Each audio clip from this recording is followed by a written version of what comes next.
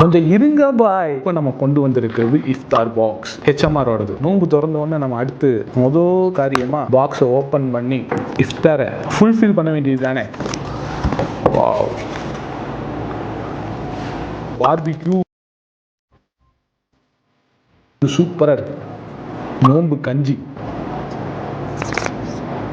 முட்டை மிட்டாய், chilli chicken செம்ம சாஃப்ட்டுங்க. மட்டன் சமோசா செம்ம ஸ்டஃபிங்.